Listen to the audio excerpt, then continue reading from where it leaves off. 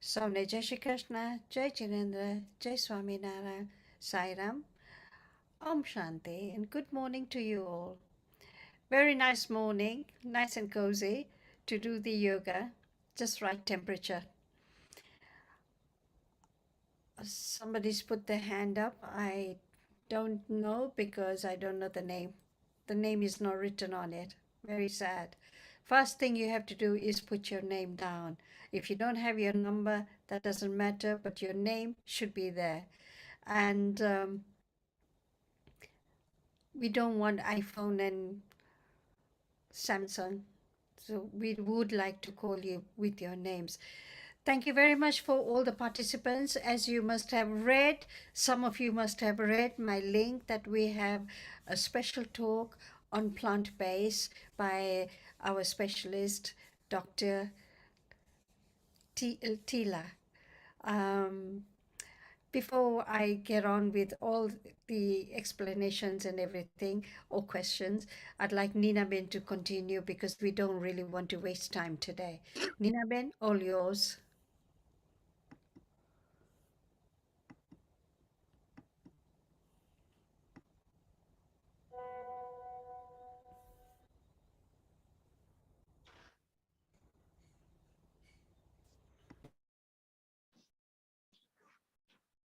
Thank you very much, Panna, and a very good morning. Now we are going to start our deep breathing and we are going to get connected to the Lord. In Gyan Mudra, improve our concentration power. When we pray, we must have a good concentration on our chakras, our mind, and our body. So roll your shoulders back. Ekdam pachar. Gyan Mudra, index finger in your palm. And deep breathe, deep breath out. Light a little candle on your forehead, which is a light of divine, a light of energy, divine radiant, positive energy. And just meditate on that divine light and think that I am feeling light and relaxed. I'm completely free from past, Now spread the rays of that positive energy into your entire body and maximize your positive energy. Deep breathe, deep breath out. Maximize your happiness, maximize your health, and maximize your immunity system. Cut down all the stress and depression and anxiety and learn the powerful breathing. Just meditate on your 7 chakras. Start from the Muladhara chakra, gently coming up to your Sarhasa chakra. Om.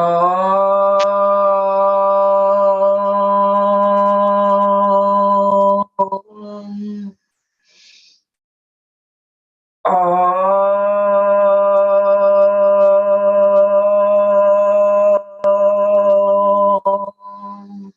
Feel the divine energy when you chant that universal mantra. Om. Shanti, Shanti, Shanti.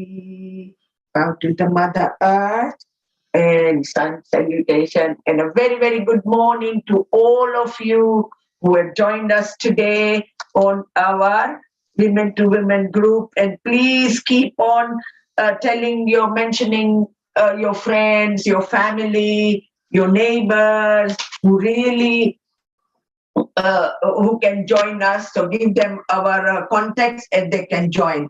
So now today we have, as Panaben already mentioned, so we won't go through that again. We've got a Dr. Tila coming for a plant-based talk. So we are going to start with the Surya Namaskar 2 times.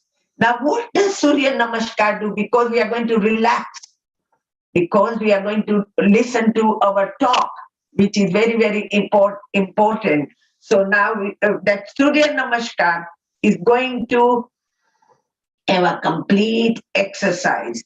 All the body parts and joints become stronger and disease-free.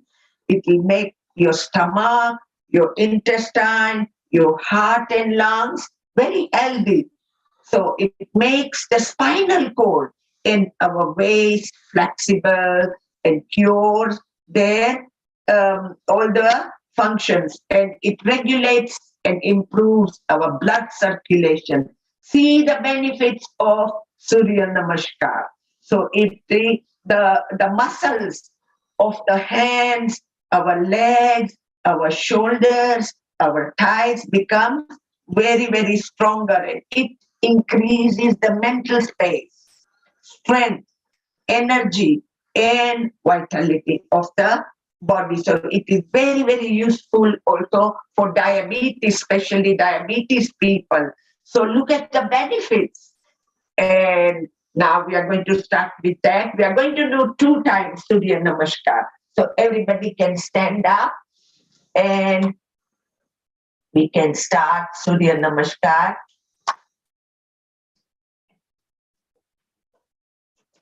Longer breath out.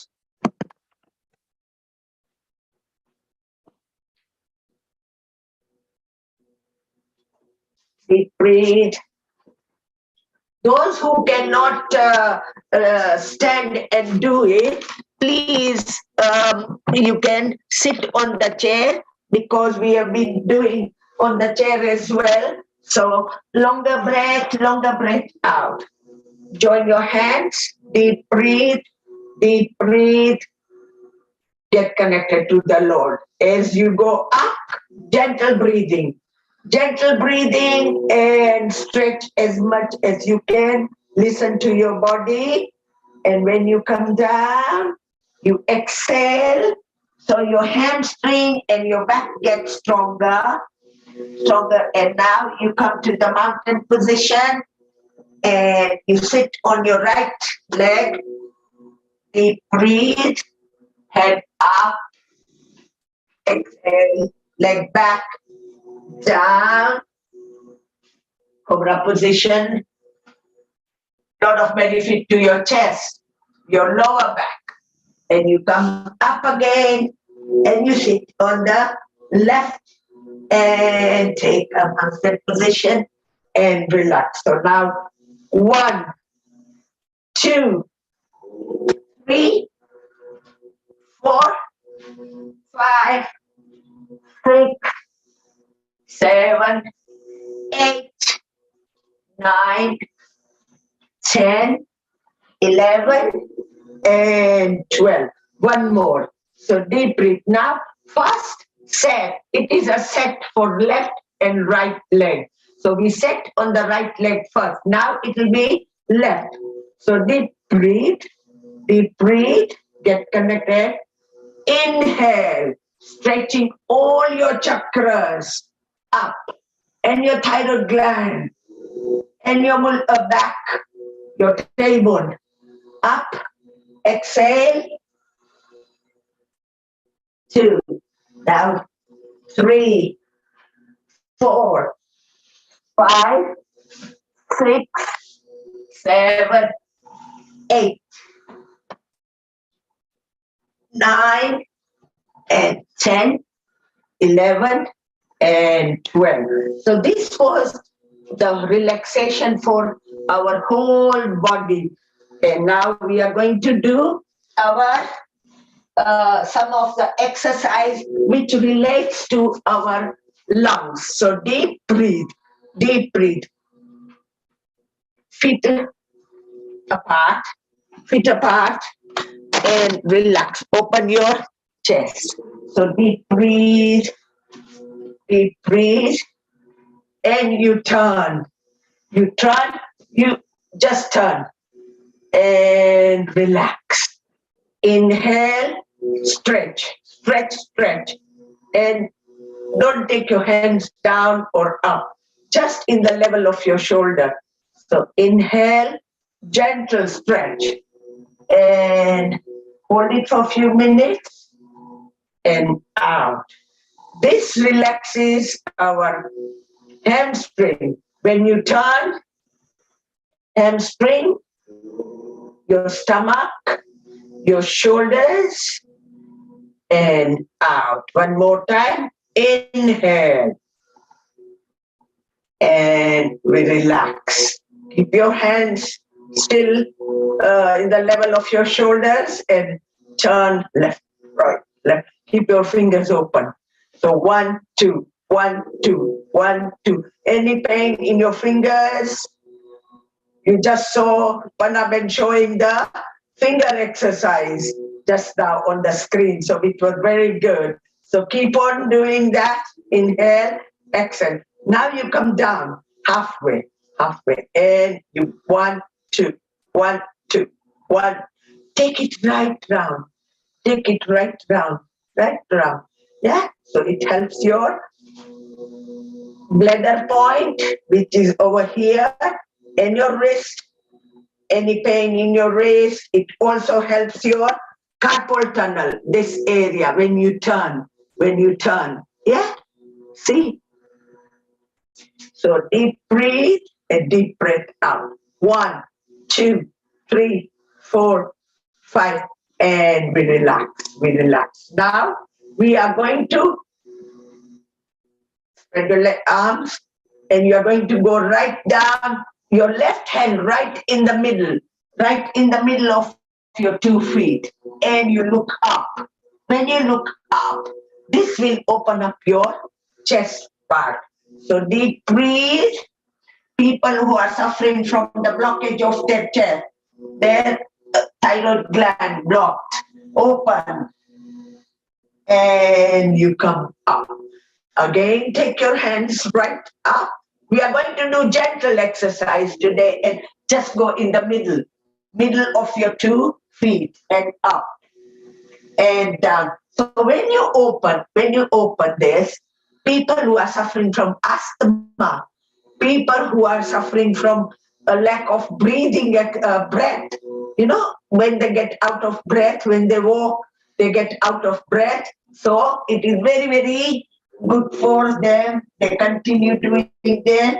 And because it is gentle, inhale, open while you are coming down, and relax.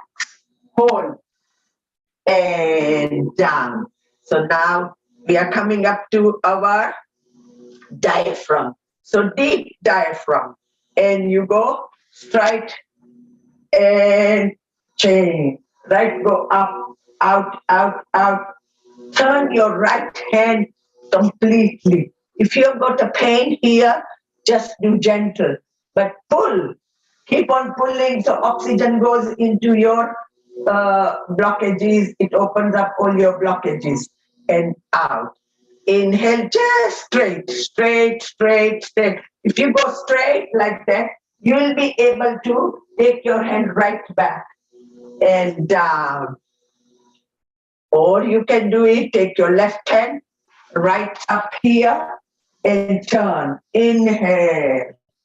Now this is for your Manipur chakra. We come down here. Manipur chakra, it opens up our Kundalini Shakti, gives a lot of Shakti to our Kundalini. So you right hand onto your left hand over there. Now you gently turn onto your left till you get a good pull in your Manipur chakra, good pull in your solar chakra, and hold. Deep breathe. And out. Gives lots and lots of energy to your solar chakra. And out and out. It gives lot of Shakti to our Kundalini. Now change. Change your hand and deep breathe and turn. And out. Inhale and exhale. Which is very good. You can do another version of that. You turn and you go right at the back. Right at the back. Your hand should be here. But turn and you relax. You turn and you relax. You inhale and you exhale. Inhale when it is wide open, so you can get a lot of oxygen, and you exhale. And we relax. Deep breath out. Now we are going to do alternative touching of the toes. So deep breathe in, right, touching the left toe. So 1 and 2. 1, 2, 1, 2. Make sure you look at your hand which is up. So neck there. So when you go down, our neck, our ear and neckline is connected. So we open up this part. Any blockages between your ear and this neck, side neck, your left side or right side, it opens up. 1, 2, 3, 4. It is very, very good for people who have got big dining table, people who have got big Madhya Pradesh. So to reduce that, 1, 2, 3, 4, 5, 50 times you got to do it every day. 5, 6, 7, 10, 11, 18, 20, 30, 31, 32, 40, 41, 42, 49, 46, 47, and 50, and we relax. Deep breathe. One more. Deep breathe. What happens to our digestive system? It opens. What happens to your lymphatic glands? Lymphatic glands, when you go up, it opens. And you relax, deep breathe. Interlock your hands and go up. You can also keep your feet together, go on your toes. Only those who can, don't lose the balance, and down. Otherwise, keep your feet right on the mat and stretch. if you keep your feet flat, you'll be able to stretch longer because our digestive system is aviditna. So we have to digest all the food which goes. Our spine is only this, but our digestive system is 5 times bigger. So it is that big and it goes right there. So when you breathe in, oxygen goes and any blockages you hold straight. Now don't continue to fast, let it go gentle opening, hold, and exhale. You inhale, deep breathe. Meditate on your digestive system. Let it work. Whenever you have got constipation, continue doing this for 10 to 15 times. When you have got bloated stomach, excess air, just do that. Inhale and you exhale. One more time, you are going to opening the sides. So deep breathe. 1, 2. 1, 2. And down. Inhale, out. Inhale, out. Open all the blockages in your spine. So deep breathe. Your chest will go in. Your stomach will go in. And relax. Deep breathe. And relax. And now we are going to do our which mudra? Adi mudra. In and do the pressure point for all our organs in the stomach. So you bend down and open your chest. Open. 2, 3, 4, 5, 6, and we relax. We relax. Now we are going to do our Bhastrika Pranayam. So we are going to sit and everybody, we are going to sit in our mudra, which is going to help us to breathe. So we are going to sit Apan Vayu Mudra. This is the only mudra which has got two mudras together. So take your index down and 2 fingers together. Now, this mudra is very, very good. It makes our body healthier. It is very, very useful for our heart.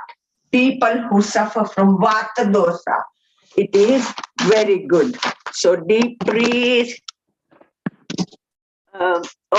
You want me to turn the volume of my, you can't hear me properly? Or it is the music, Om Mantra? No, you're perfect. Okay, We can okay. hear you. We So, can't hear the Om mantra. okay, that's fine. So I thought I always talk too loud. So deep breathe. Now, Apan Vayu Mudra. Very, very good. It is very, very beneficial to our Vata dosas, which is related to our lot of problems. It provides the relief in our heart. We just did a exercise. Yes, so in case if you have heart attack, it is very, very useful. So you do this exercise in this mudra. People who are suffering from any headache, a left hemisphere, right hemisphere, so it's good. People who have got high blood pressure, people who are out of breath while climbing. So go in Apanvayu Mudra. People who are walking and goes out of breath. Again, go into this mudra even while walking and climbing up the stairs. So deep breath out. Longer breath. Now, breathing. Let me explain. This breathing is Bhastrika Pranayama is a deep breathing, which is one of the body's strongest self-healing tools. Yes? So it lowers your blood pressure, reduces your heart rate, it decreases your stress hormones. Yeah? And it exercise for the lungs and increase the physical and mental energy of yours. So Bhastrika Pranayam, you breathe through the nose, gentle breathing, expanding your chest, contracting your diaphragm, and expanding your stomach. So when you breathe out, relax your chest, relax your diaphragm, and contract your belly. That is how we do Bhastrika Pranayam. So everybody continue doing your Bhastrika Pranayam. 2.5 seconds you breathe in, 2.5 seconds you breathe out. Longer breath in, longer breath out. Gentle. Yeah, be gentle.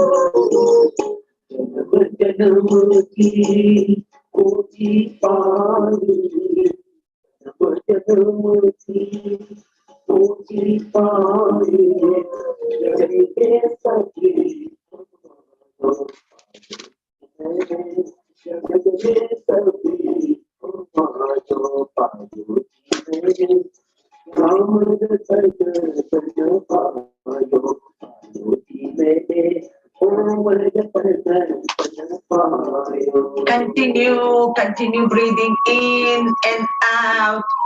Again, meditating on your breath.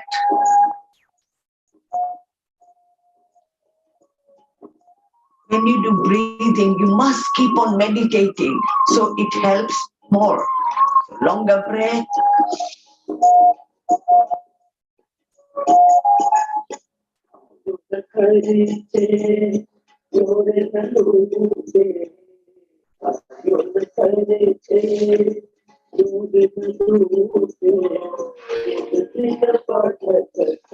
Keep on breathing, keep on breathing.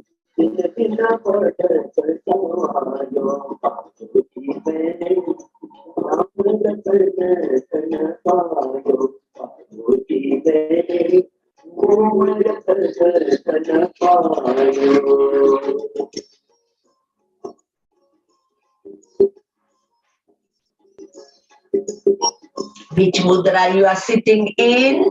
Apan Vayu mudra. So that is Vayu, any excess Vayu. And Apan Vayu, yes? And you can go in your Surya mudra, which is going to warm up your body. Ring finger. It also reduces balance our body, people who suffer from obesity.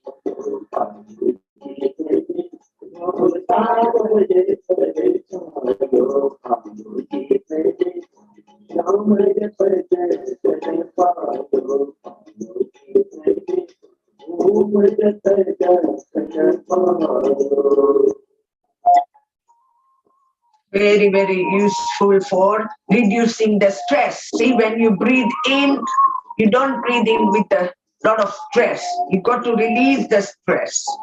So Surya Mudra will reduce your stress and enhance and make your body strong, reducing your cholesterol in your blood.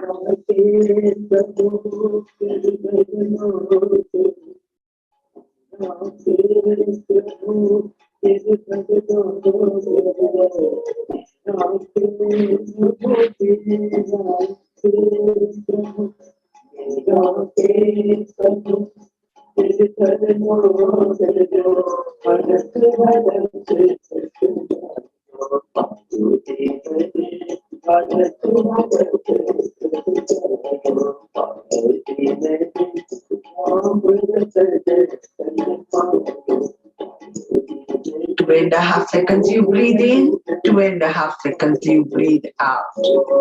Do not alter your breath. Keep the same timing. Yes?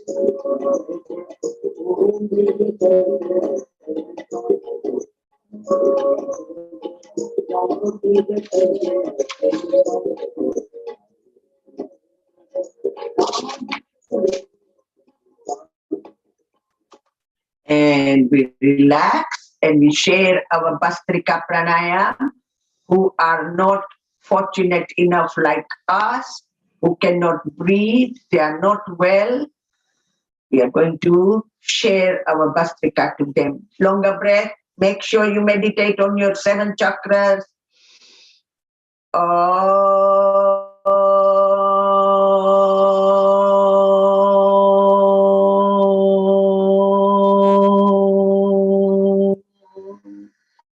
And we relax.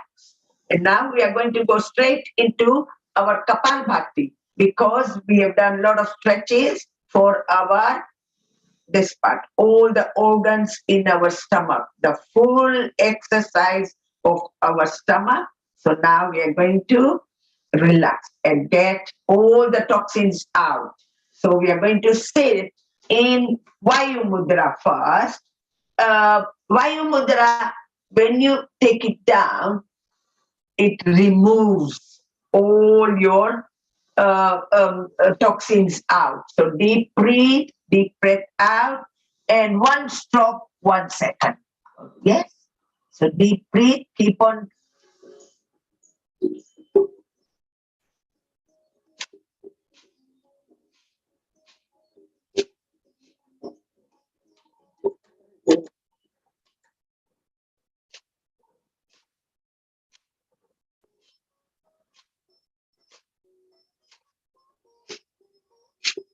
Throw all the toxins out. Degenerating bed cells.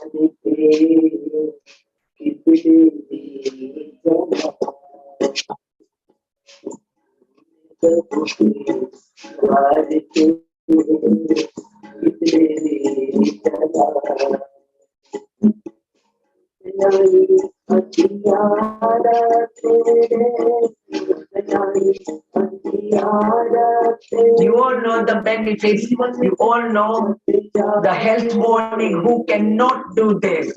People who have just had their cataract. People who have got a back operation. You don't do this. Kapalbhati.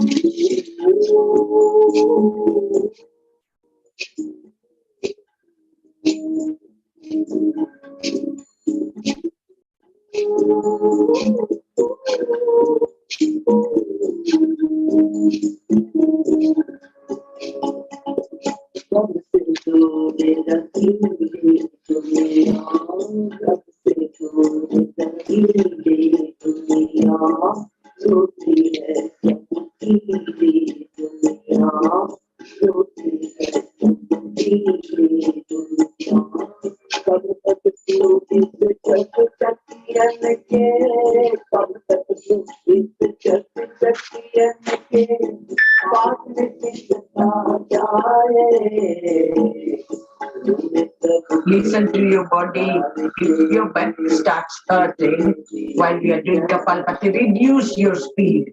Yes, reduce your speed.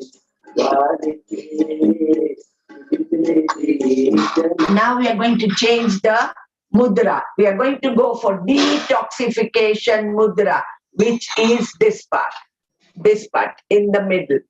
Can you see? Right in the middle. Take your finger in between the ring finger and your tall finger. Now this is the mudra which will detoxify. This is the cleansing mudra. Any waste which is collected here, any waste elements which is trapped in your body will be driven out through your sweat, urines, and tools. So this mudra is extremely very useful when you are doing Kapalbhati. It will any gastro trouble, intestine trouble, acidity, constipated, very good mudra. And especially diabetes people, they must do that.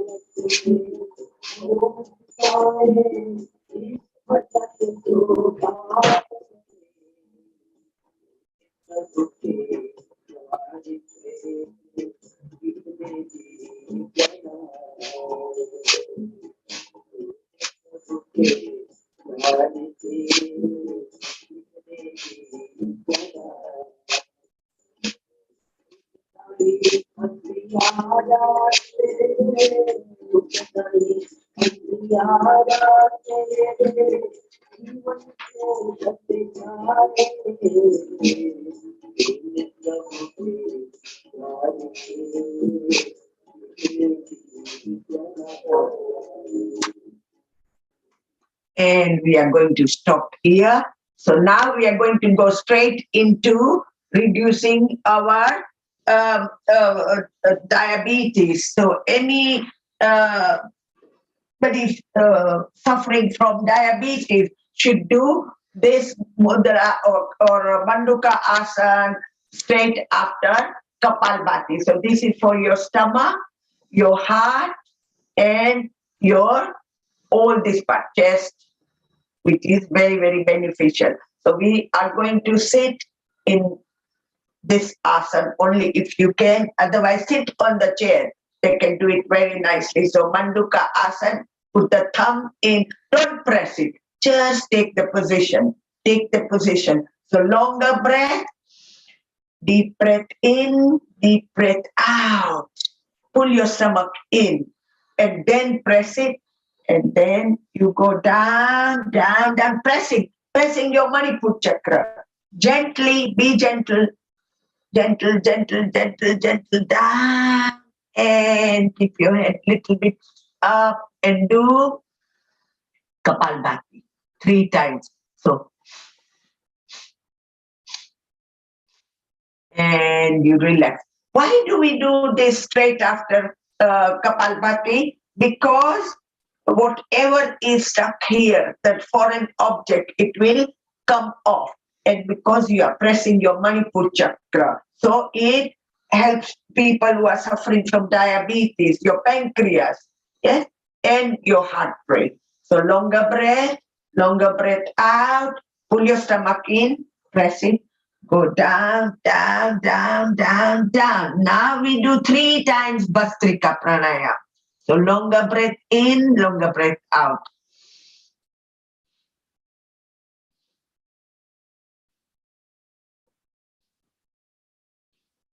And come up. And you relax. Now we're going to give hot and cold compress to our, what is this? Manipur chakra. So deep breath out, our solar chakra.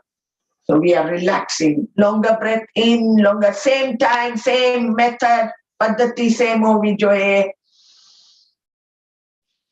Press it.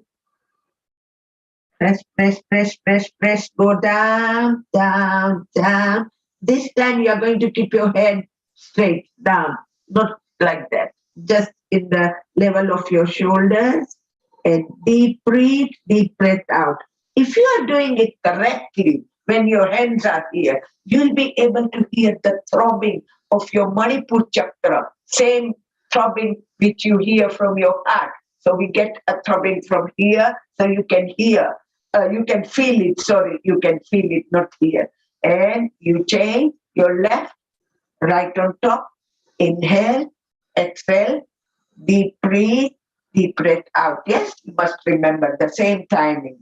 Press it, keep on pressing, pressing, pressing, pressing, and go down. Just relax with your normal breathing. And you come up. Now relaxing your all the chakras. Deep breathe, stretch, stretch, stretch. People who are sitting on the chair, come in the middle of the chair so you'll be able to do it properly. And stretch all your chakras and see what is happening to your lumbar spine. It is going in and down, down, down, relaxing all the spine, all the three parts of our spine. Your head down, your whole body is getting relaxed. Your oxygen, your fresh blood flow is going into your head. Relax. And gently you come up. One more time. Inhale. Up. Stretch, stretch, stretch. Thyroid gland, parathyroid gland. And down, down, down. And complete relax. And gently come up. We are running out of time. And we are going to stretch the sides. So people who are getting a lot of problems in breathing. So while you are sitting, you can do one more stretch. So deep breathe and just few times for our groin. So let's relax the groin. Now hold your tip of your feet like that. And we are going to open up all that part. So deep breathe, left hand up. And you're going to go over your head, and stretch. Look at the stretch. Where right in the Manipur chakra, it's going in, but your sides are opening. So deep breathe, and you come down. People who are suffering from asthma, open, open, open. Lower back pain, sciatica, people who are suffering from hernia. Yes, hernia. It relieves the pain. People who are suffering from the varicose vein, because it stretches when you go like that. It stretches. Varicose veins, men who are suffering from prostrate, and it also enhances the flexibility. It strengthens in your hips as you go gently up, up, up. Look at that stretch in your hips. And down. And we relax our whole part of our chest. So now we are going to do the prayers. We are going to meditate on all 7 chakras before I hand it over to our Dr. Tila. So now we are going to do the prayers. Deep breathe. Muladhara chakra.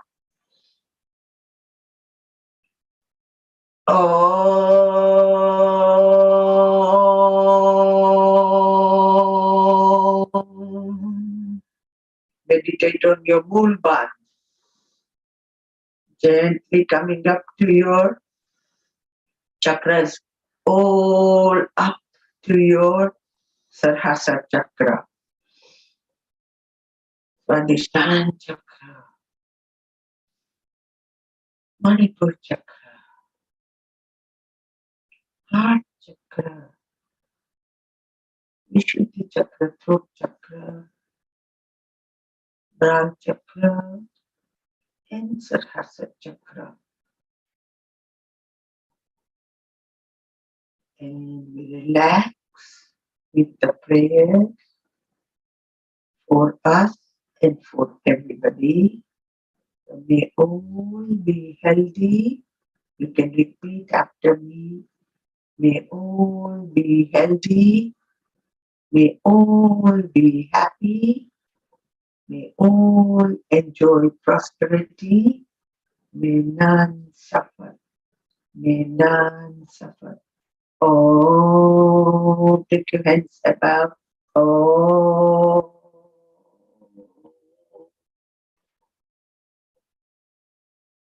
Shanti, Shanti, Shanti.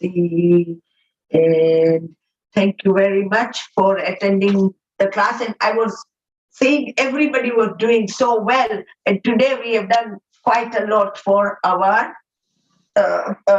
stomach and our chest area.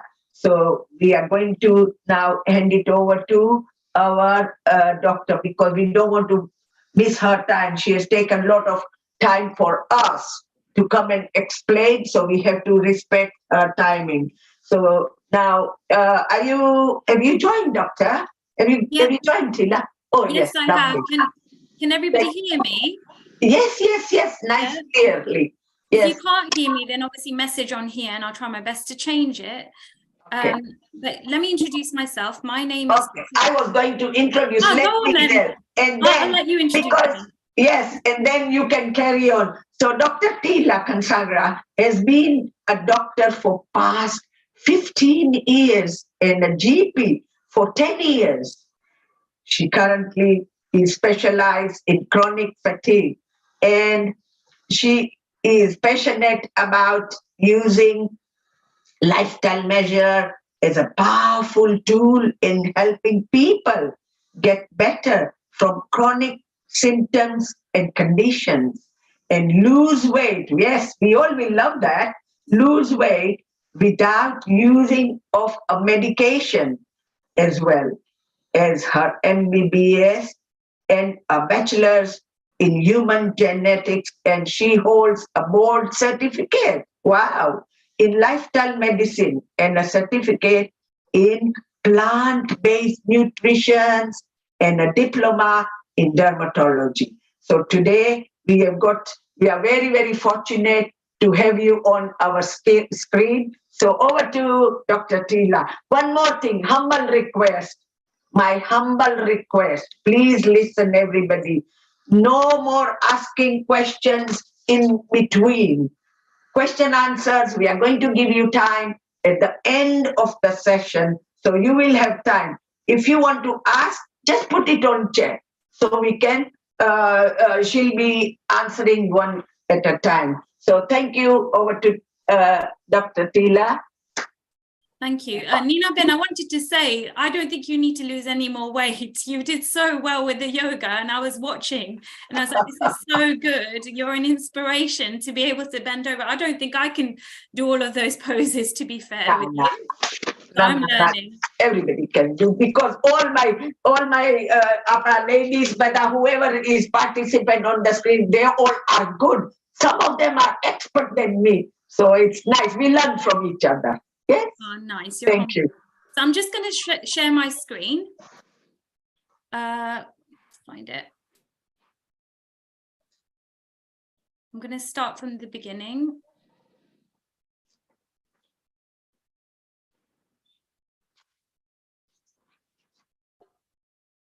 Can everybody see this clearly? Yes. If you have your phone on landscape, if you're using a phone, that way you'll be able to see the whole slide much easier, as opposed to portrait. Yeah. So I was going to do a talk on the benefits of a whole food plant-based diet, my personal journey, and a professional perspective as well in what I use in clinic every single day. So what's the scale of the problem? So we're hearing now, talks of waiting lists in hospital, people in trolleys, not being able to get beds. And a lot of the focus is on the output. There's not enough doctors, there's not enough nurses, there's not enough beds in hospital. But have we focused on the actual input? If you look at this global burden of disease data from the BBC, this was in 2016, so the numbers have probably risen after that, is that a lot of these chronic diseases are on the rise. Our genes haven't changed, but for some reason, all these conditions are on the rise.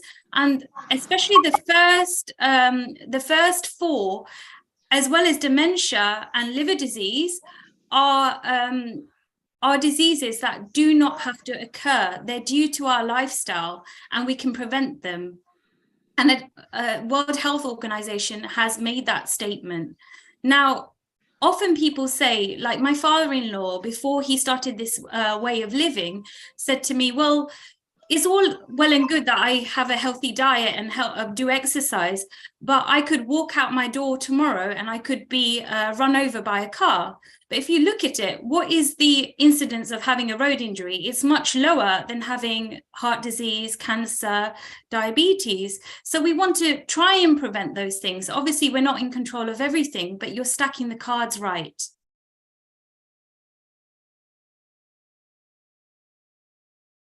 So this is still from the global burden of disease, and it looks at the risk factors for all of these chronic diseases. And tobacco smoking is number one. We all know that. Obviously, people still continue to smoke despite the warning label on there, but we don't have a warning label for other things like processed food, meat and dairy intake, especially processed meat, which I think should be.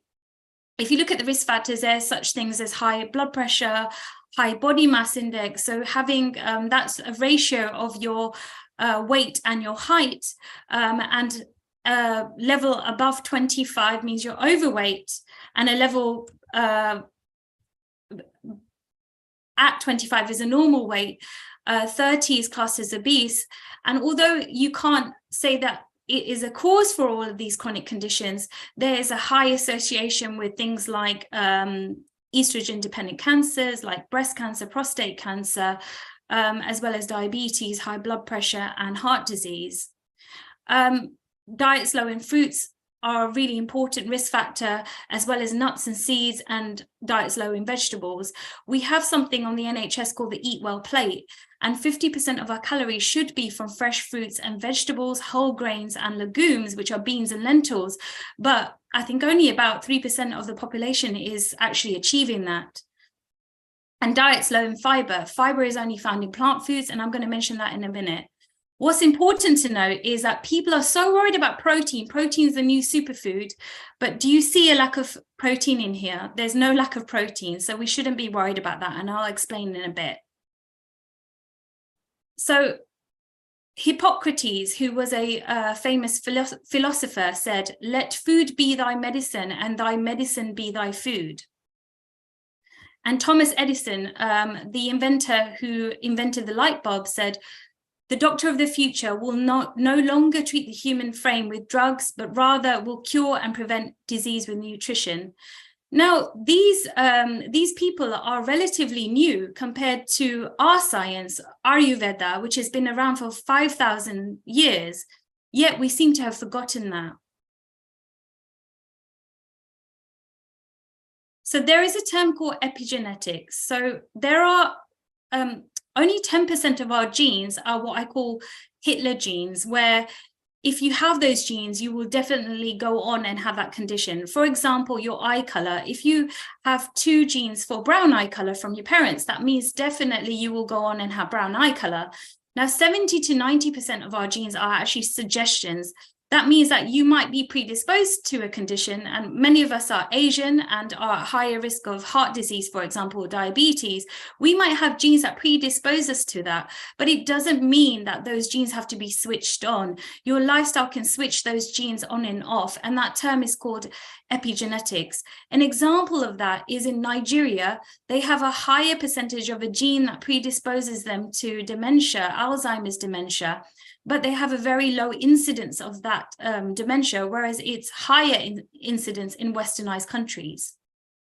So this is, I can't remember who said this, but your genes load the gun, but it's your, this is wrong, sorry, genes load the gun, but it's your lifestyle that pulls the trigger.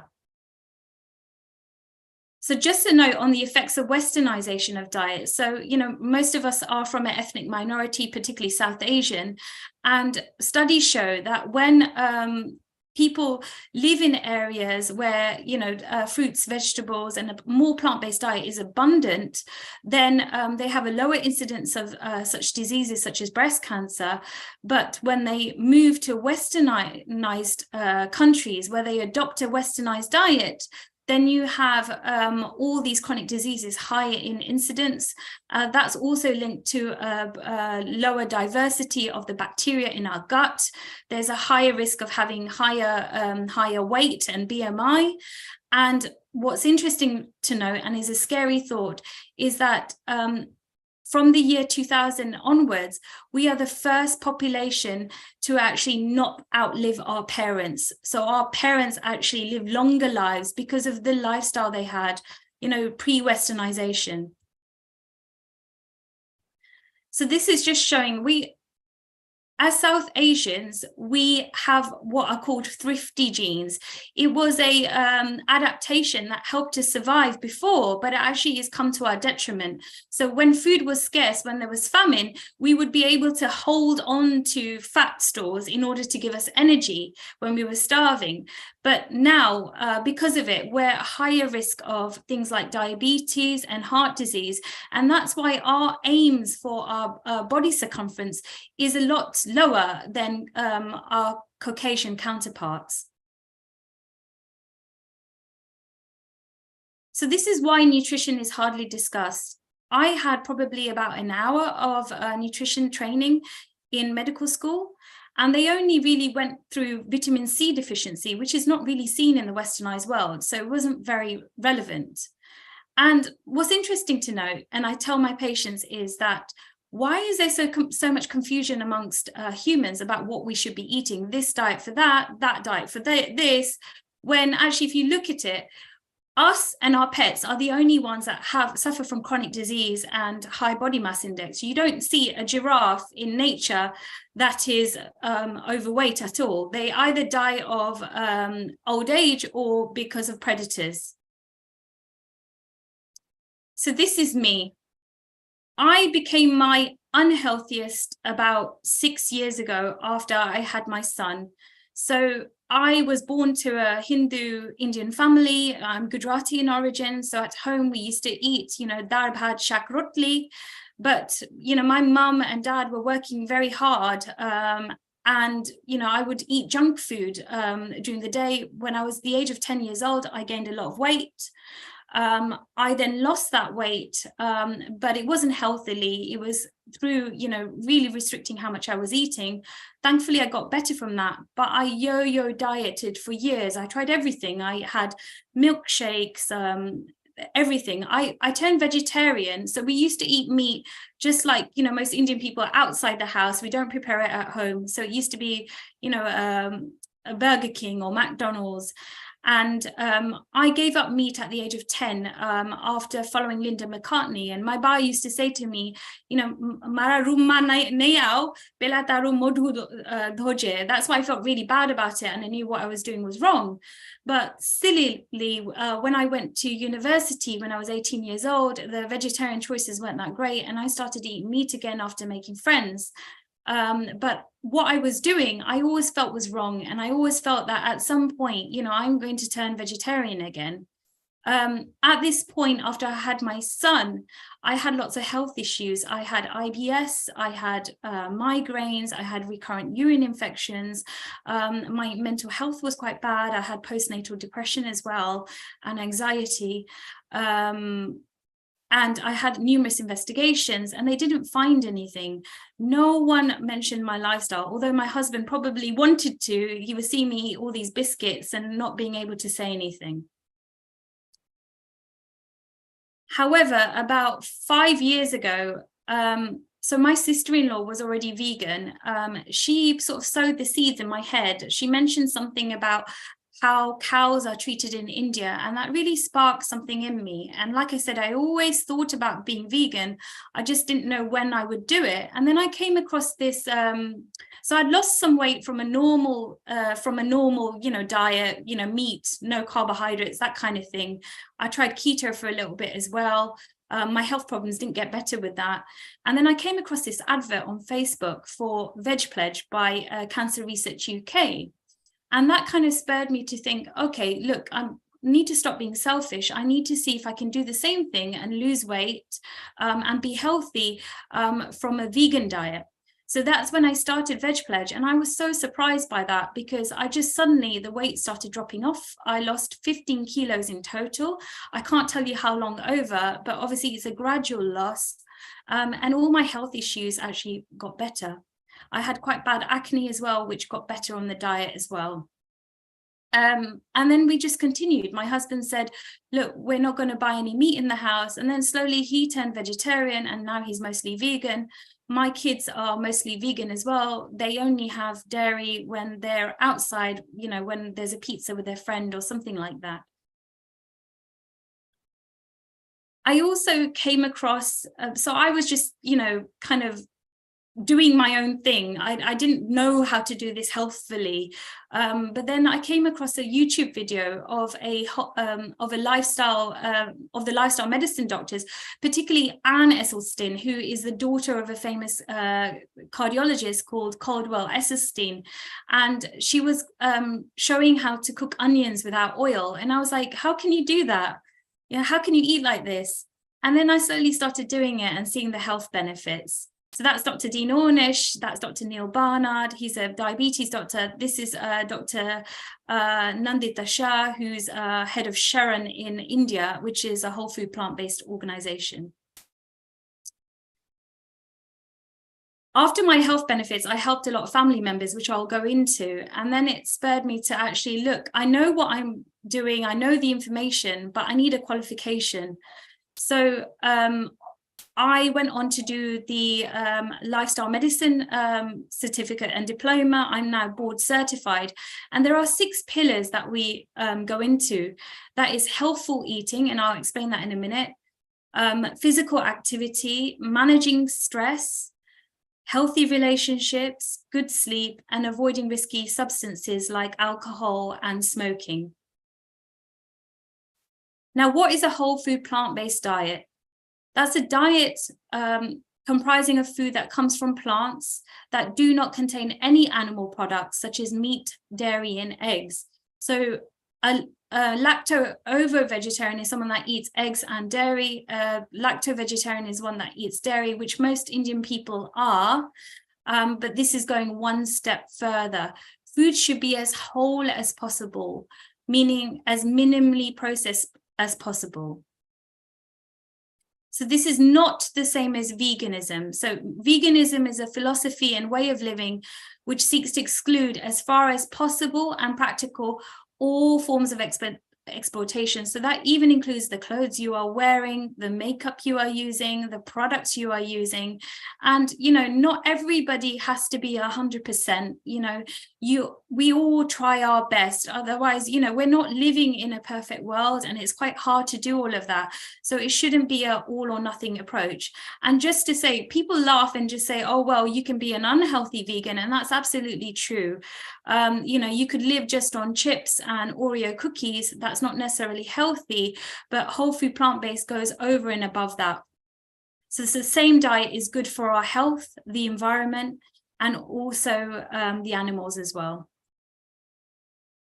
So a quick note on the blue zones. So the blue zones are areas of the world where people live to about 100 or more. They have the highest percentage of centenarians. They have the lowest level of disability. And what they have in common with their diet, including the other lifestyle factors which I said, is that they eat a largely whole food plant-based diet, rich in beans, lentils, fruit, nuts, and a colorful variety of vegetables. They still eat meat and dairy, but they only get 5% of their calories from those foods, and they don't eat any processed foods. So this is a picture of a lady in Okinawa in Japan, where she's digging up sweet potatoes, which provide most of their calories. So why are there benefits of a whole food plant-based diet? That's mainly because of the antioxidants that are found in all colors of the rainbow. You get different properties for them. For example, you have curcumin in turmeric, which helps as an anti-inflammatory, helps fighting cancer. Same for sulforaphane in cruciferous vegetables like broccoli and kale. So it's really, really important. I know it sounds cheesy to eat the rainbow, to eat a variety of colors throughout the day. Right now, the recommendation is 5 fruits and vegetables a day or 30 plants a week, but we should really be having about 10 servings of fruits and vegetables a day. Whole food plant-based diets also have a higher percentage of fiber. So people say, oh, cavemen ate meat, but the real caveman diet was 100 grams of fiber. So what fiber is the indigestible part of a carbohydrate that what is needed for good gut health and to make sure everything is working properly. It's more important than that, and I'll explain that in a minute. Fiber is only found in plant foods. Our recommendation in the UK is now 30 grams of fiber a day. Not a lot of people are achieving that. So what are the benefits of a whole food plant-based diet? I don't want to bore you there, but it's beneficial. Like I said to you, there's no such thing as this one diet is good for diabetes, this one is good for high blood pressure. The same diet, if we go towards a more predominantly whole food plant-based diet, it's good for every single outcome, including obesity, high blood pressure, heart disease. There's a 30% risk of getting heart disease on a whole food plant-based diet, but there was a study done by Dr. Caldwell Esselstyn where he had people with really severe heart disease, and he showed that he could reverse the disease.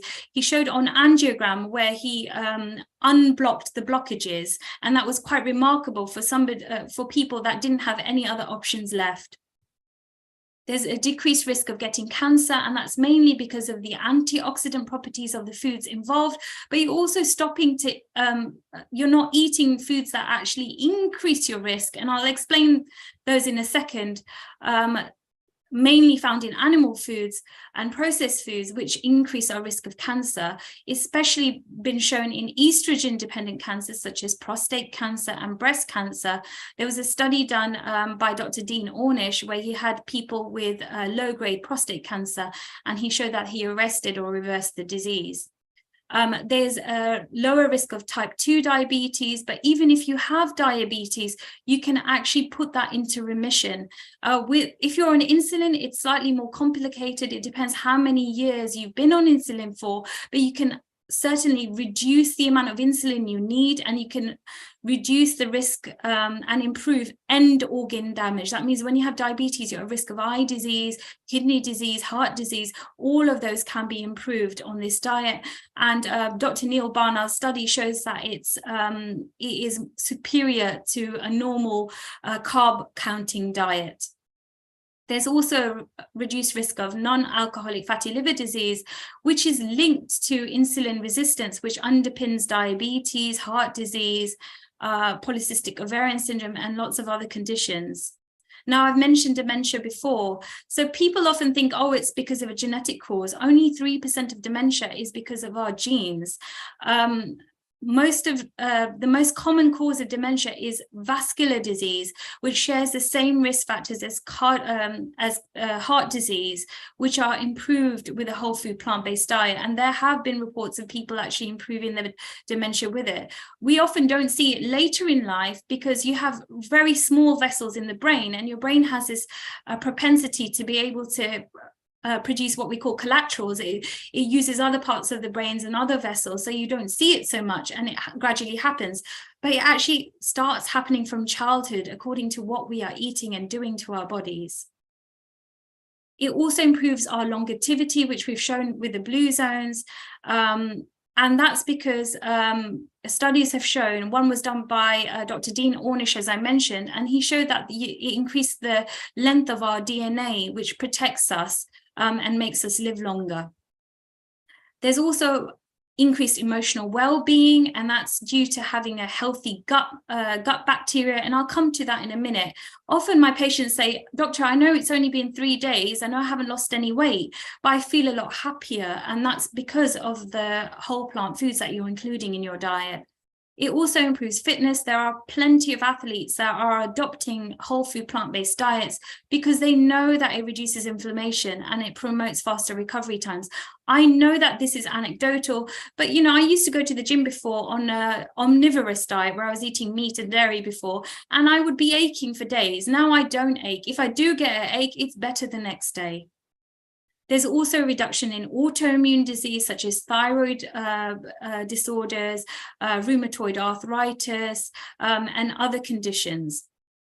There's a lower risk of kidney disease as a result of diabetes, or just in chronic kidney disease in general, because you're eating a lower protein diet and there's less burden on the kidneys that animal proteins do to you. So a bit about the gut microbiome. So we have trillions of bacteria in our lower intestine, and those bacteria are really, really important. Those are the bacteria that are found in Yakult. So save your money. You don't need to go and buy those Yakult. You've already got those bacteria in your gut, and we need to feed them. They eat fiber, and you need to eat a variety of plants in order to get the good benefits of these bacteria. I'll tell you how important they are. There's a bacteria called Hungertella, which is implicated in your risk of getting colorectal cancer, but it's also implicated in anxiety and depression. So like I said, like I say to my patients, your arm doesn't just float in midair, it's connected to our torso. So our body is connected. You can't just say, I've got diabetes, that's my problem. Everything is connected, and your gut microbiome is really important. These bacteria also produce SFCAs, which are important chemicals to make us feel better. And often, people that are constipated, not eating enough fiber, are generally, low in mood as well. What I will say about it is, I always use the analogy that, look, if you buy Yakult and you eat Yakult, but you're not actually changing your diet, it's like buying goldfish, leaving them in a pond, but not feeding them, and then just going and buying more goldfish. So we have those bacteria, we can cheaply actually encourage them and make them better. So this is just a note about saturated fat and vessel disease. So I mentioned heart disease, and the main driver of heart disease is plaque formation inside the vessels. It's like having a blockage in your engine, basically, that we need to get rid of. Now, there are 3 types of fat. There are unsaturated fats, which are polyunsaturated and monounsaturated fats, which are healthy fats, which are mainly found, ignore the fish bit here, but mainly found in vegetables, nuts, seeds, things like avocado as well. Saturated fat is the bad fat. That's the one that's going to cause the plaque. And it's commonly found in not even whole fat milk. It's found in milk, red meat, actually in white meat as well. People say, oh, that's a leaner meat, but 20% of its calories are still from saturated fat. Cheese and oils, including coconut oil. Trans fat is a bad fat as well, and it's mainly found in those kind of like seed oils, which processed foods are mainly made out of because they're made cheaply. So it's really important to avoid these, the saturated and the trans fats. So there's a lot of confusion. And the reason why the confusion is there is that Ansel Keys did this study years ago. I think it was in the 80s, that, or 70s or 80s, that's linked cardiovascular disease to high saturated fat diets. And suddenly, you know, all the supermarkets were like, oh my God, what are we going to do? People aren't going to buy fatty foods anymore. So then they started making these low-fat versions of food. But what did they replace it with? They replaced it with sugar and other processed flours like white flour. And of course, when you compare, you know, a saturated fat diet to one that has sugar and processed flour, you're not going to find a difference. So then people are like, actually, you know, eating butter is not bad. It shows no difference. But look at the studies more clearly. Often these studies are actually done by the industries, such as the dairy industries. And that's why they show a link, because they want to be more favorable. They want people to buy these foods. And another one about eggs. Again, it was funded by the egg industry. They compared people that were eating a lot of eggs to moderately eating eggs. Obviously, if they did a study where they compared people not eating eggs to eating eggs, they would have found a bigger difference. So the reason why whole food plant-based diets work in terms of weight loss is because of this concept called calorie density. So pound for pound, we eat the same amount of food every day, okay? Cavemen didn't weigh and measure their food, okay? They relied on their brains, their gut health, telling them, oh, actually, I'm full. So we have these stretch receptors in our stomach, between our stomach and our esophagus, our food pipe, which send signals to our brain to tell us we're full. Now, if we eat just a stick of butter, that is the same calories as a whole plate of broccoli. Now, the broccoli has fiber, the butter doesn't. And the broccoli is going to, because of the fiber, it's going to go up to those stretch receptors in your stomach and tell you that you're full, and therefore you will eat less. So generally speaking, the more calorie dense a food is, such as oil, butter, nuts, seeds, processed junk food, then the less nutrient density there is. We've got two types of starvation in our population. We've got people starving because of lack of food, but we've also got people eating lots of food, but not getting the right nutrients from them. So generally speaking, the higher the nutrient, the lesser the calorie density, such as vegetables, fruits, whole grains, beans and lentils, the higher the nutrient density. So we want to eat more along this line. So note about insulin resistance. So I often find that in South Asian communities, we worry about going to see our doctor or the diabetes nurse, because there's this kind of shaming of our vegetarian diets and saying that, well, it's the carbs that are causing this. This is not true. This is a myth. So insulin resistance was found, years ago. There was an observation done by an Indian surgeon where he saw that men that had diabetes, when they were urinating, these insects would be attracted to it because it was madhupark. The urine was very sugary. So that observation turned into, well, sugar leads to diabetes, but I don't know why we're still using that term now. So we know that actually insulin resistance is more complex than that. So we need carbohydrates. Carbohydrates fuel our body. It's our main source of energy. Our brains especially need glucose. We need to eat whole carbohydrates that are broken down slowly. That's why your body has this hormone called insulin, which is released by your pancreas. It's an organ that sits beneath your liver and is a leaf-like structure. Insulin acts like a key. So it opens up your cells to bring the glucose that's broken down from carbohydrates into your cells. Now, if you eat a diet that is very high in saturated or trans fat, then those cells become full, they become sticky, and that door doesn't open, and insulin just remains on the receptor on that door, unable to open the door, and then you get the result of the sugar building up in the bloodstream, causing damage. So the sugar is in effect. I'm not telling you you can go on and have sugar all you want, but I'm saying that we need to look at both of these things: white processed flours and sugars, and also saturated fat in our diet. So insulin resistance is not only implicated in diabetes and pre-diabetes, but in heart disease, stroke, dementia, as I mentioned, non-alcoholic fatty disease, and polycystic ovarian syndrome.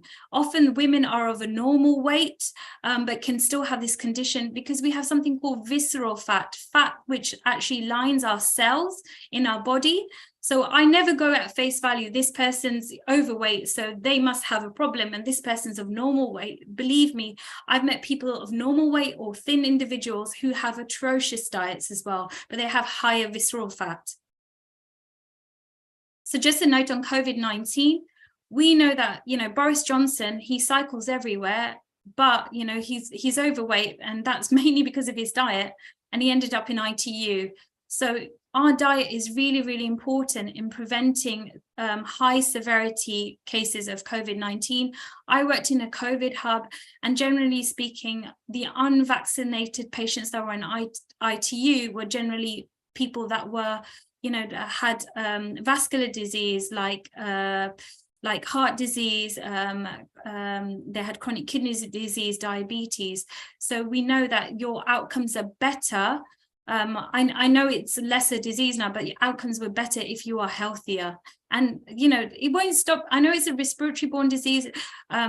This diet won't stop you getting COVID-19, but it just reduces the severity. It also boosts your immunity as well. So there are a lot of plant-based diet myths. The most popular one, and which I'm really tired of explaining, is where do you get your protein? Indian people are told you need to eat paneer in order to get enough protein, or why don't you just start eating chicken, just eat chicken? That's a myth. So we don't see protein deficiency in westernized countries. As long as you're eating a variety of foods throughout the day, then you will get enough protein. So you have these amino acids, which are called essential amino acids and non-essential amino acids. The essential amino acids, there are 9 of them, and your body can't produce them, so you have to get them from your diet. Now, plant foods have varying amounts in each food. So as long as we're eating a variety of things throughout the day, you are going to get all 9 amino acids. And actually having lots of animal foods as protein, including dairy, is actually more detrimental to your health, including, putting a lot of burden on your kidneys. And I'll come to that in a moment. Now, the elderly and children and pregnant ladies have a higher protein needs, but you can easily achieve that from plant-based sources, things like tempeh, tofu, beans, lentils, corn, all sorts of things. So this is just to show you the amino acids and where you get them. So every single food has protein in it to varying degrees. Another one is, and I've touched upon, is carbohydrates are bad for you. Like I said to you, carbohydrates are your main fuel. I used to be scared of carbohydrates. My mum used to come to my house and be like, oh my God, mum is coming. I have to make something vegetarian. I hope I don't gain weight. That's a myth, because for every gram of protein and carbohydrates, there are 4 calories. Something like a potato actually has 1 calorie per gram. Fat makes you fat. 1 gram of fat has 9 calories. It has more calories than carbohydrates. Yet, people are so scared of carbohydrates that you could even rob a bank with a loaf of bread, someone said. So examples of whole grains are things like amaranth, barley, jowar. In Indian cultures, we used to eat a lot of jowar, but actually the British left their flour mills, and that's how we started eating more processed flours. It wasn't something that we consumed a lot of before. So the dangers of meat-heavy, low-carbohydrate diets, which are in fashion now. Processed and red meat, we know, causes 20% of colorectal cancer and increases the risk of other cancers such as pancreatic, lung, esophageal, and cancers of the nose and pharynx. Carnitine and choline in meat and eggs are converted into a harmful chemical called TMAO, which can lead to heart disease and the blocking of the arteries. There's an increased risk of insulin resistance, high cholesterol and inflammation. You're also restricting a lot of whole grains, beans and lentils, which we know, diversifies our gut bacteria and is linked to reduced reduction of so many things, including colorectal cancer. There's an increased risk of inflammatory bowel disease. So any inflammatory condition. And what I forgot to say is every chronic disease, including diabetes, has a role in inflammation. And that's why reducing inflammation helps improve all of these conditions. There's also a risk of higher autoimmune disease, like I said, thyroid disease, for example, sarcoid, for example. If you're eating lots of animals, they're injected with hormones in order to increase production. They're also given antibiotics in order to stop them getting diseases. So those antibiotics we consume, and we can lead to us having resistance to antibiotics that we use. There's decreased life expectancy, so it reduces your life expectancy by about 50%, which is significant.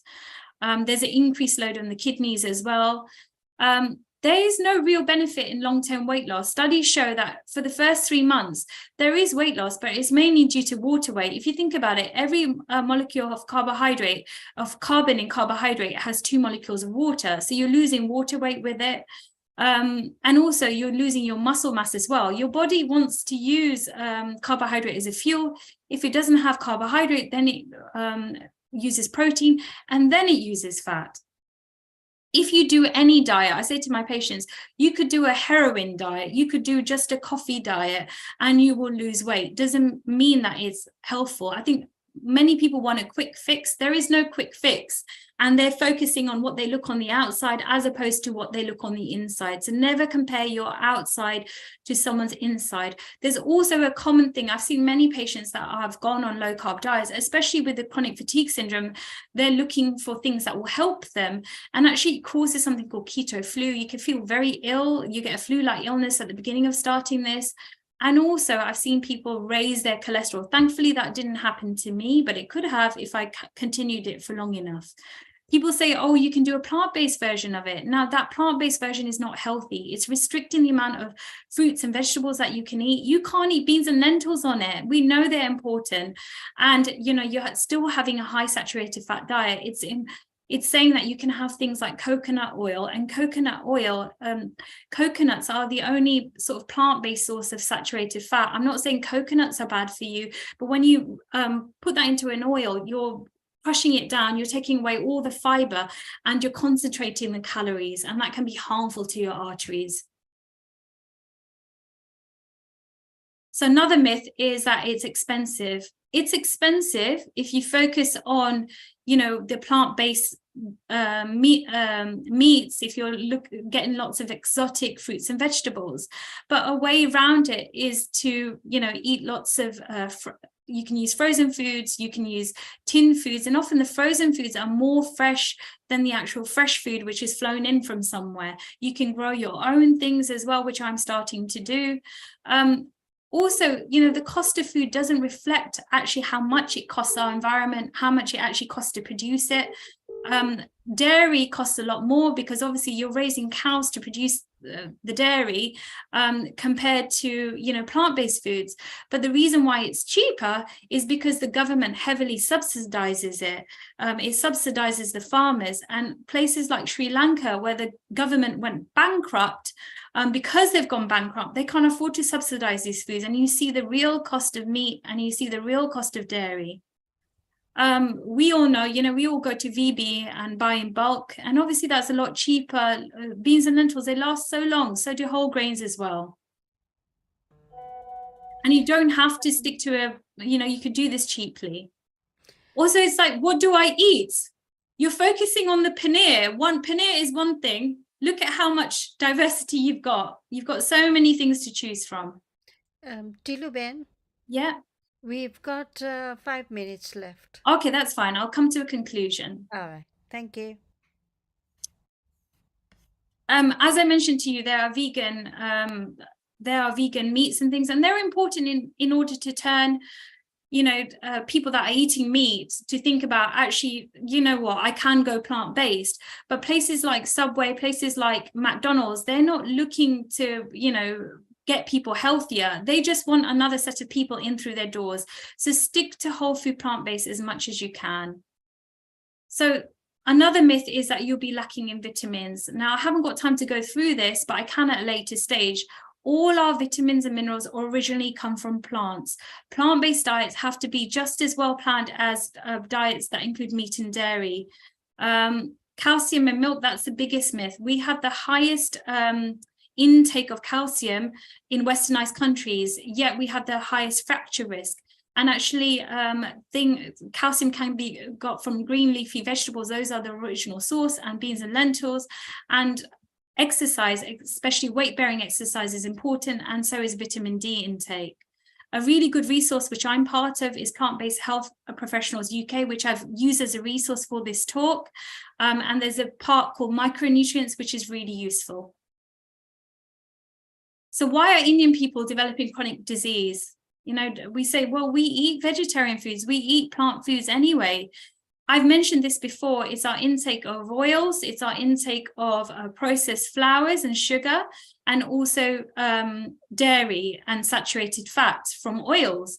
Now, food is not as simple as this is a fat, this is a protein, this is a carbohydrate. It all comes together. A jalebi is all of those things that are not good for us.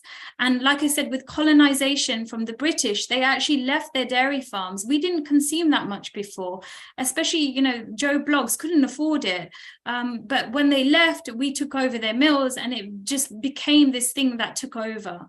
Most Indians are 60% of us are lactose intolerant. We don't normally do a test on the NHS, but you know, they should really be doing them. Dairy contains a lot of harmful substances such as saturated fat, promotes the TOR pathway, IGF-1, which is a growth factor. If you think about it, dairy, we're the only species to drink milk from a different species. You know, when we breastfeed our children, I'm a mum, you know, you stop at 6 months. So why are we consuming it into adulthood? We were never designed to do that. And if it's there to grow a baby calf, if you think about how much protein, how much growth factors it must have to grow them, why do we need to grow that much? So these are the celebrities that are vegan and quite famous. And just to show you a personal story, my mum got diagnosed during lockdown with a precancerous lesion of her lung. I'm not saying that the plant-based diet probably helped promote her getting better, but she gained a lot of weight because the nurse just told her, just eat whatever you want. And I said, no, Mum, that's not right. And she came to live with me, and she's lost a lot of weight. She couldn't even walk, you know, 10 minutes without feeling short of breath. But now she can go on long walks, and as you can see, she's got lots and lots of energy. She got told recently that she has the cholesterol and blood pressure of a 20-year-old by her GP. This is my mother-in-law. She has lost 20 kilos in weight. She had pre-diabetes, high blood pressure as well, and high cholesterol. She's reversed all of that with no medication on a whole food plant-based diet. This is my father-in-law.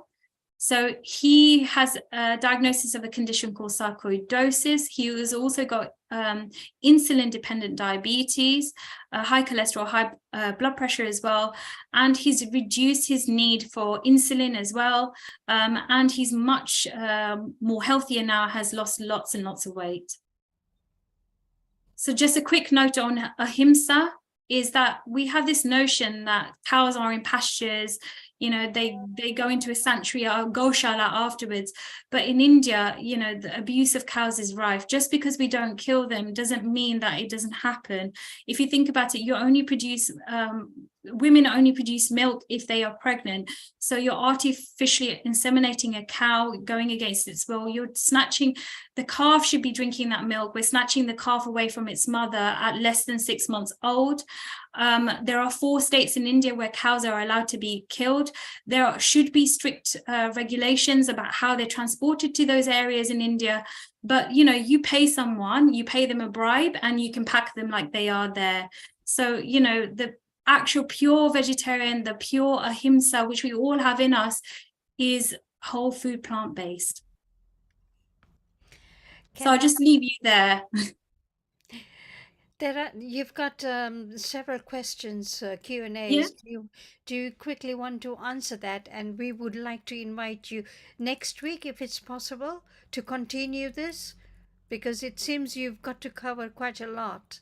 I just wanted to give you a snapshot. So I have finished it. I can answer some of the questions that are around the micronutrients, and I'm happy to come live or do it again. I can focus on the micronutrients if you like me to. If it's a long subject on that, I would like to invite you next week and Yeah, that's continue fine. I can't do next week. I could do the week after. the week after. Okay. Yeah. Okay. All right. All right. So can I see the questions on there? Yeah. Or do you want to ask me? Hold on. She sent it to me. If you tell me what those questions are, I'll try my best to answer Right. them. What is microbiome? So microbiome, like I explained, are the gut bacteria, the bacteria that live in our lower intestine. And is it healthy to eat butter as opposed to margarine? And is oat milk better than cow milk, which is low fat? Yeah, so oat milk is better than cow milk. In terms of butter, that's a myth. Ghee is not a superfood. If you think about it, you are boiling down something that's already high in saturated fat, which is butter, and you're boiling it down and down and down. You're taking all the water content out of it, and it's pure saturated fat. So it's not good for you. It will harden your arteries. This is why we're all dying. So please stop it. Yes, and Margarine is obviously better, but what's even better is not using anything. Obviously, not everybody can have no oil like me, but if you're going to use oil, use it sparingly. Stick to, in salads, use extra virgin olive oil. With cooking, use rapeseed oil. rapeseed. What about pesticide in foods? So if you go on my Instagram page, I've actually done a nice talk on that. I do something every Monday called Myth Busting Mondays, where I go through common myths, especially in the South Asian community. People are having atrocious diets where they're eating ham and cheese and stuff. And then they go, oh, but I must buy organic because of the pesticides. It's our overall diet that's important. You can buy organic, but most of us can't afford it. But there's a way of washing the pesticides off. So if you go on my Instagram page, it will show, it will go through what those are. And I did last Monday. So the talk was the Monday just gone. Okay. Which are good unrefined flours? So Would it things be- like, would it obviously be- sticking to the whole grain is much better for you. So if you can eat things like quinoa khichdi, jowar as it is whole, but obviously if you want to have a flour and have rotli, that's not that bad, right? It depends what your health goals are, where you are with your chronic conditions. It's still a processed food, but you can stick to whole grains. So things like ragini rotli, rotla, those are all good sources. Okay. Oops. I don't know what's happened. Anyway, there is a message saying it is best for you to come back again. So, if not next week, the following week, we'll appreciate it. The talk is brilliant. I have done plant-based, and it's now 12 years since I've done that. Oh, And it's wow. brilliant. Yeah. Yeah, that's really, really good. Yeah. So I have an Instagram. I'm mostly on Instagram. I know that everybody finds that difficult. It is linked to a Facebook page, but I mostly post on Instagram, and there's lots of free resources there. I've got lots of recipes on there. Do try my bhajia. They're really good. They're my father-in-law approved, sorry. And like I say, every Monday I do a myth buster. I've got a talk tomorrow with somebody about men's health. I had one on acne as well. And I'm happy to cover anything that you would like, or interact with me to see what you would like me to cover. I do health coaching as well. I do a free 15-minute discovery call if anyone's interested in that, in order to help reverse their diseases. Obviously, I do this every day on the NHS. I'm just starting out privately, so really enjoying that. Lovely. Thank you very much again, Dr. Tila. It was wonderful to have you again. No, that's okay. I'll send you some resources that people might want to, YouTube videos, people to follow, and my details as well on the email. Thank you very much. We really appreciate it. And not next week, but the following week, you're booked with me. Okay, fine. I need Same to timing. write another slideshow then. That's fine. Okay. Thank you very much again. And like I said, I have done plant-based and it's wonderful feeling as well because the juices I made every morning, it's great. It's great. That's really good to hear. That's why your skin looks so radiant. Thank you. Thank you. Even yours. Oh, You thank beat you. me to it, but yes. Makeup in the screen, but yeah. No, there's no makeup on me. Sorry, I don't use makeup. That's But amazing. soon. Anyway, thank you very much again. And we've got our wonderful singer again today. So, Hasmita Ben, are you ready? Thank you, Tila. Thank you very much for coming. Thank you. That's okay. Oh, Very, very interesting talk. yes, it was very interesting. I didn't recognize Hasmita Ben. She looks beautiful. Look at her. You're muted. Oh, hang on, hang on, hang on.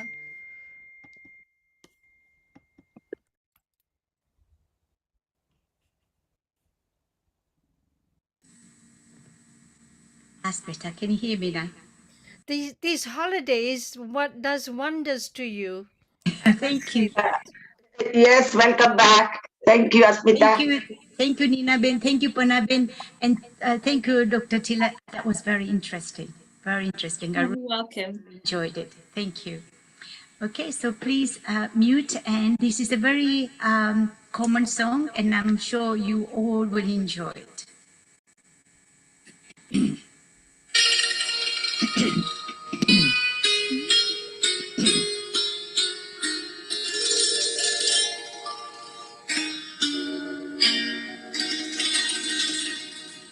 तुम्ही मेरे मंदिर, तुम्ही मेरी पूजा, तुम्ही देवता, तुम्ही देवता, तुम्ही मेरे मंदिर, तुम्ही मेरी पूजा, तुम्ही देवता हो, तुम्ही देवता हो। कोई मेरे आँखों से देखे तो समझे कि तुम मेरे क्या हो, कि तुम मेरे क्या हो। तुम्ही मेरे मंदिर, तुम्ही मेरी पूजा, तुम्ही देवता हो, तुम्ही देवता हो।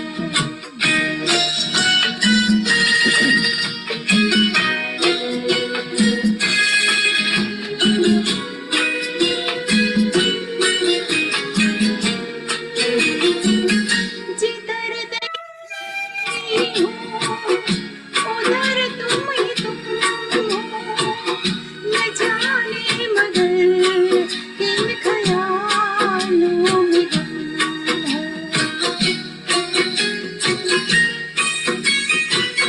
जिधर देखती हूँ उधर तुम ही तुम हो, न जाने मगर किन ख्यालों में गुम हो। मुझे देख कर तुम जरा मुस्कुरा दो, नहीं तो मैं समझूंगी मुझसे खफा हो। तुम्ही मेरे मंदिर, तुम्ही मेरी पूजा, तुम्ही देवता हो, तुम्ही देवता हो।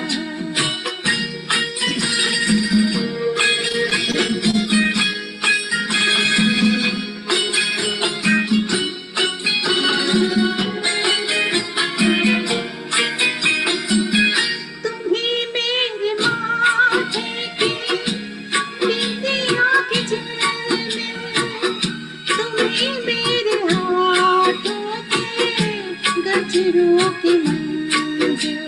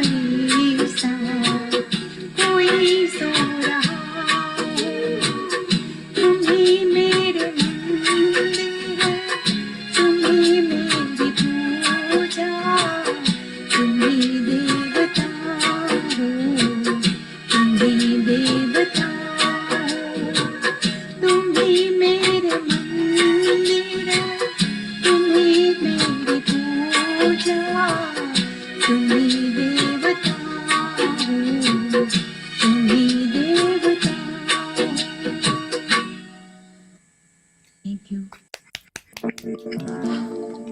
Wow, that was good, Asmita Ben. Very nice. Thank you. Thank you. Listening to you after such a long time is Yes, really yeah. wonderful. Thank you. Yes.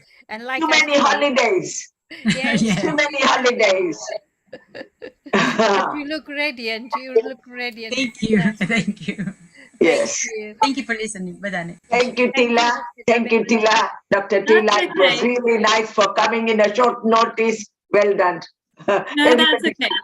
I'll send over the resources, and I think I have to write them again because I can't find them, but I'll send them to you today. okay. Okay. Thank you Thank you very so much. much. Thank you.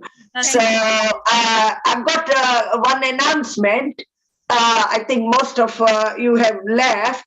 It is a reminder for our 25th of May, Thursday, 25th of May. We are visiting a magnificent Gurudwara.